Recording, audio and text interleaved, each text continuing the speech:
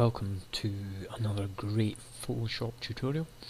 This time we're looking at a basic introduction into the features of cs6, and I'm just going to run through the features on the side toolbar here and just show you how to work some of the basics. So first of all, we've got the selection tool, and that allows us to move any pictures around.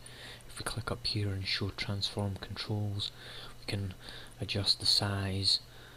We can also use the rotate if we just hover the corner over and change the symbol. So yeah, we've got that. Let's just apply that transformation, then Control Z to go backwards. So that takes us on to the next tool, which is the selection tool or marquee tool, and you've got a number of different selections here, and you can draw a square and cut that out, Control X to cut it out, and Control V paste it into a new layer and move it around if you want. You'll notice that some of the good features of Photoshop include sort of quite a good snap feature where it'll snap back into the right place. And if we look over here, what I'm just going to do is just click both these layers here and just right click and go merge layers, and this is just going to flatten down the two layers again and just give us the one layer. Now the next type of tool we've got is a lasso tool, and there's a couple of different features with the lasso tool. We've got the simple lasso tool, which will lasso round and take that out if we want. We've also got the, just put this back in position. Oh, that's not quite right. It's not quite right either. Oh, doesn't seem to go back in. Just Control Z that. Control Alt Z stepped backwards. So there we go. Right, the other tool is a polygonal lasso tool, and that gives us more of a straight line that we can draw around, and same again, we can cut that selection out. Now quite a good tool and quite a difficult to use tool though is a magnetic lasso tool, and if we zoom in, what's happened to our line there? Just made a mistake with putting the piece back. Anyway, the magnetic lasso tool actually allows us to follow along a line, and as you can see, it starts to automatically go quite slow with the mouse. It automatically lays around the selection, so that can be quite good. Escape to just cancel that. Now next we've got the quick selection tool. Now this is quite a good tool for selecting. Again, this will select colours, so as you can see we can select sort of large sections of colours here, and large parts of the body or similar colours and selections. And what you can do as well is you can come up here and you can use the plus and the minus, and the minus will remove part of your selection. So if you want to zoom in just to a specific area, you can do that,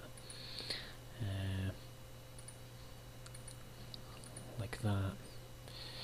And yeah, that's how you use the selection tool. You've got the magic wand tool as well, which is quite good. That's similar again, except that's tries to sort of pick out areas and colours.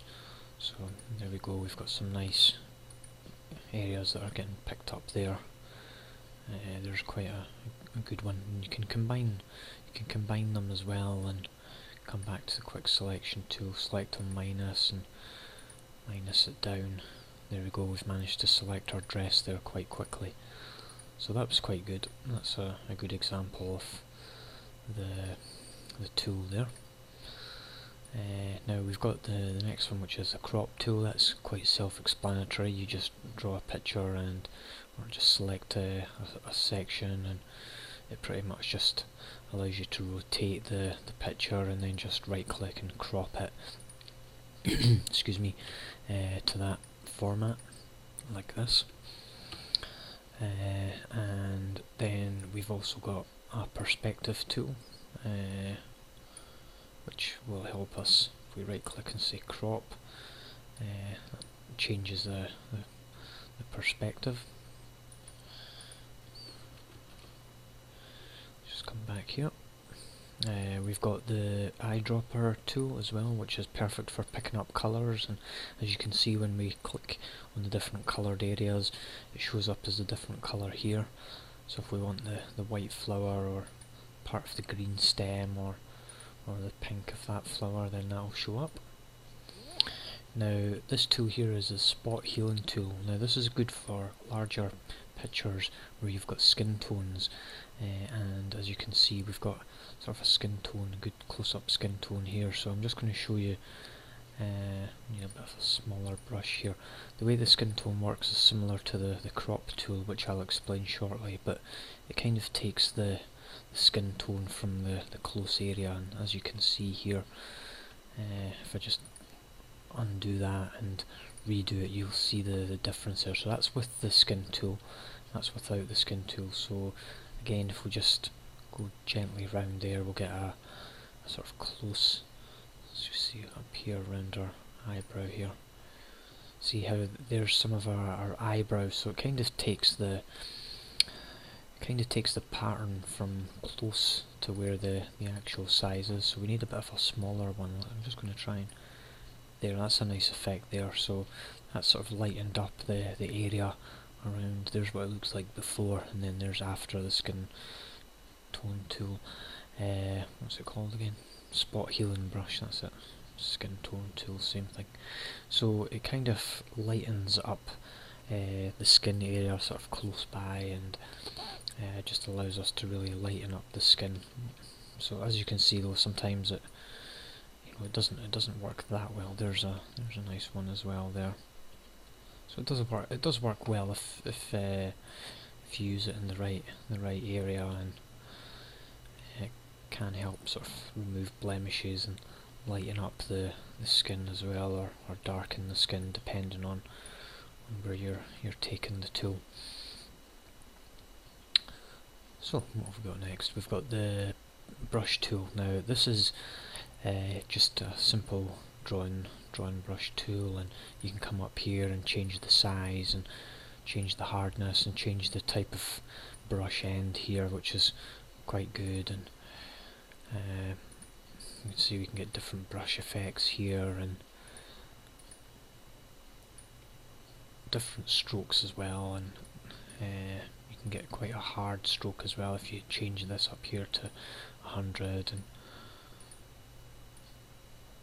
so as you can see, that's different from this one. It's much stronger, and that's similar as well to the pencil tool, which really is just a sort of quite a fine and hard surface. That's always at 100 for the hardness, and as you can see, that's quite a strong pattern there.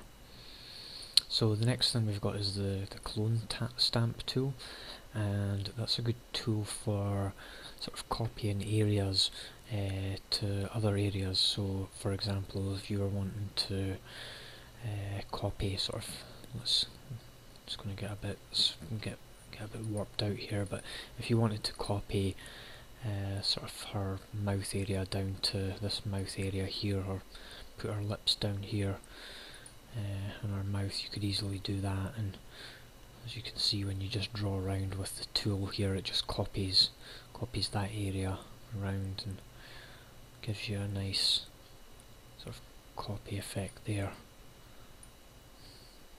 And you can change the tool as well, and as you can see on the top eye, it gives us the cross, and that just sort of follows the image around where it's going to be. And you can always sort of change where your location is. Like for example, if I want to take that eyebrow and put that over here instead. There's over here in that corner there. You know, so there you go. You can combine sort of different elements of an image, and the clone tool is particularly good for skin tone blemishes or removing spots, or like if I'm wanting to actually take some of our eyebrow out, I can do a constant sort of click in and just copy the areas from around where our eyebrow is, and use that. There you go. Doesn't she look pretty? Right, what's next? Heartbrow, I have no idea what that does. The eraser tool is next, and that's if you're wanting to rub out areas. Quite simple. Again, similar to the brush tool.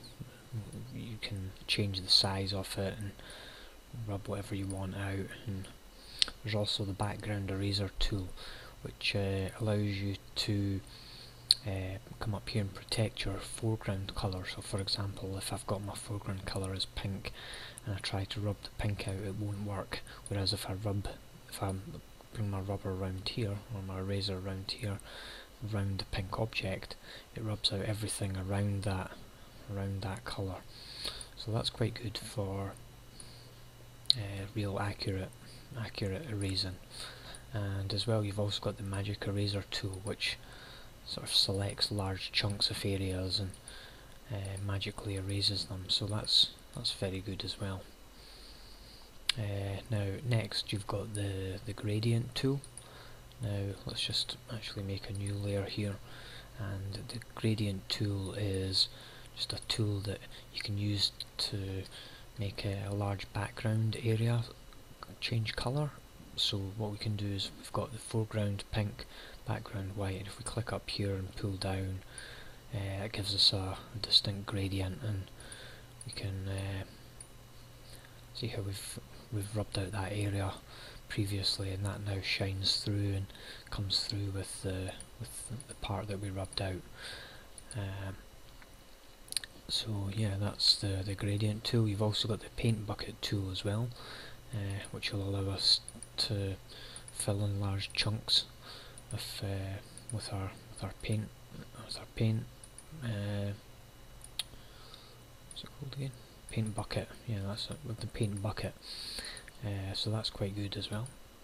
Oop, don't want to do that. Now next we've got the blur tool and the sharpen tool. Now these are tools that you can use to like darken certain areas and sort of smudge and move around. Really, it's for you to have a play with. Let's see. Yeah, it's not very easy to see sometimes, and the smudge tool here. They're smudging our nose out a bit. There, gives us a. Yeah, you can see the difference there. You can smudge areas around and play with that. And you've also got the next one down as the dodge tool and burn tool. These two sort of really lighten.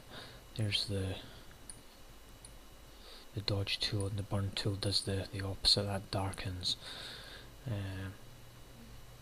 There we go, really add a real darken around our skin tone. And the sponge tool, that sort of mixes the colours and adds some moisture in, and that gives her a nice effect. Now here's the pen tool. This is quite a complex tool for sort of drawing complex shapes sort of over and curves. This allows you to make very accurate vector drawings and outlines and of different shapes and things, so that can be good as well if you're wanting to do outlines. You right click on that and stroke path, and then you can come on and use the brush tool, and that then gives you a brush outline around the area that you've done. So that's quite a complex tool, it takes a bit of practice with. Then you've got the font tool. That allows you to just draw a box sort of area around where you want to type, and you can just type away there That's quite easy to understand. What's that? That's just the selection tool, I think. Yeah, just a selection tool. The line tool allows you to draw some shapes, and again that's just gonna, it's easy to use. It's just different shapes, and needs to be set up here for shape. There we go. So that just gives us different shapes and allows you to choose what size of shape you want as well, and you've got a whole host of different shapes there as well. The hand tool for movement, and there was another tool as well. Where was it? The red eye tool. I looked that out especially earlier on, and got a picture for that. Where is that? Up here.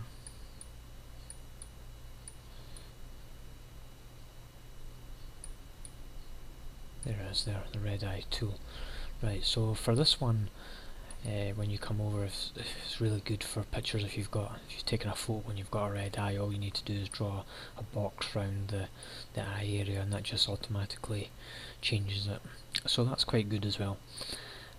So yeah, that's an introduction to Photoshop. And the other thing as well is, if you want to set your foreground and background colours, you just double click there and just choose which sort of colour you want to use. It's just quite easy as well. Click on the foreground or the background, but there's easy and quick ways to get there as well. You can use these sliders here and change your colours, and yeah, that's really the basics of Photoshop 6, and I'll be looking at some more advanced tutorials in other sessions.